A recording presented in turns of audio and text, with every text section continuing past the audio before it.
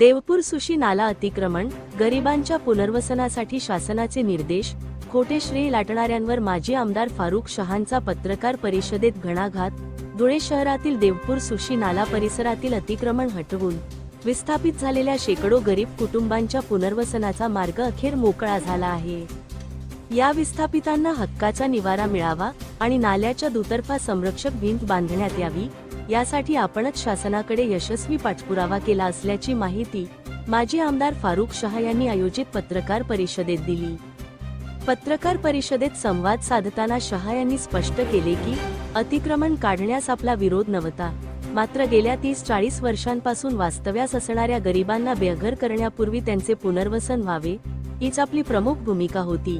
या अनुषंगाने राज्याच्या उपमुख्यमंत्री कार्यालयाकडे केलेल्या कायदेशीर व प्रशासकीय पाठपुराव्यामुळे शासनाने आता पुनर्वसनाचे व संरक्षक भिंत उभारण्याचे तातडीचे निर्देश दिले आहेत.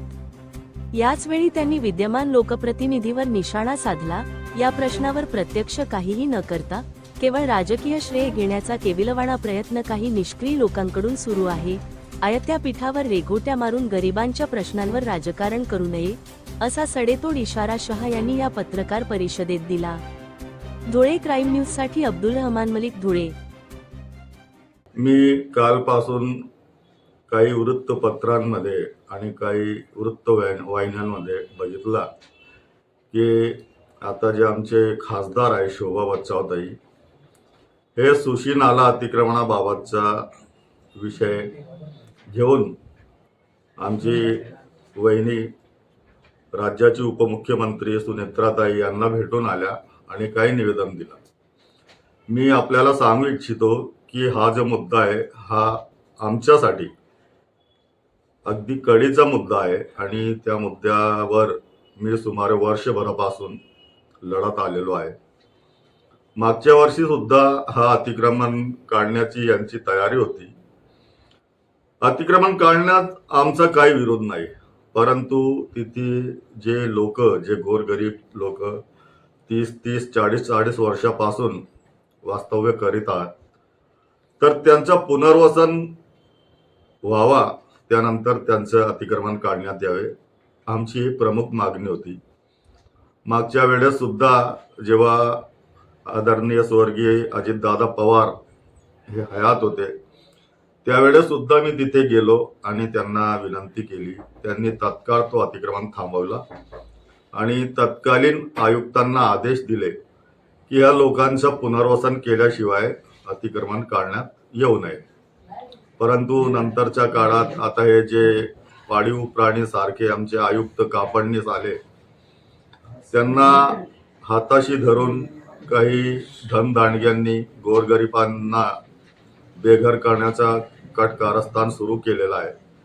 त्यासाठी आम्ही न्यायालयीन लढाई सुद्धा लढतो आहे आणि काही घरांना स्थगिती सुद्धा मिळाली होती.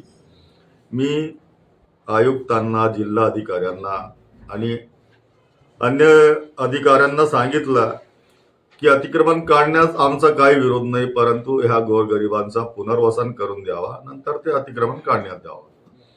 परंतु आता त्यांनी हजारो गोरगरिबांना बेघर केले आणि त्यांच्यासाठी मी आमच्या नगरसेवकांना घेऊन उपमुख्यमंत्री सुनेत्रा वहिनी यांच्याकडे जाऊन तिथे आमची एक व्यवस्थित बैठक झाली आणि त्याचवेळी त्यांनी आदेश दिले की हे गोरगरीब लोकांचे पुनर्वसन करण्यात यावे.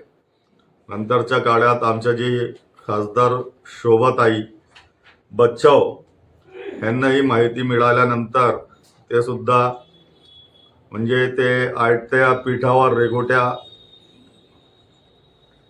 घेण्याचा प्रयत्न करताय.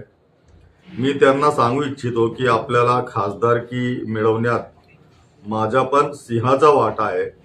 आम्ही तुमच्यासाठी खूप प्रयत्न केले होते आणि त्याचा भुर्दंड आम्हाला विधानसभेत बसला आहे. परंतु तुम्ही जेवढे आमचे अल्पसंख्याक समाजाचे लोक आहे त्यांचे भ्रम निराश केलेला आहे आणि आपण किती निष्क्रिय आहात ह्याचं उदाहरण मी आपल्याला देऊ इच्छितो की हल्ली जे आपले महानगरपालिकेचे निवडणुका झाल्या त्या निवडणुकांमध्ये आपल्याला आपल्या पक्षाचा एकही नगरसेवक निवडून आणण्यात यश आलेला नाही, हे आपली निष्क्रियतेचा एक जाहीर सबूत आहे. तर मी आपल्याला विनंती करतो की आपण स्वतःचे कामांवर लक्ष द्यावा. कोणाच्या कामाचा श्रेय घेण्याचा केविलवाना प्रयत्न करू नये. नाहीतर आता जे आमच्या महिला नेत्या दीपा मॅडमांनी सांगितलं त्याचप्रमाणे ह्या वेळेस आपली अनामत रक्कम सुद्धा जप्त होईल याची आम्हाला पूर्ण खात्री आहे.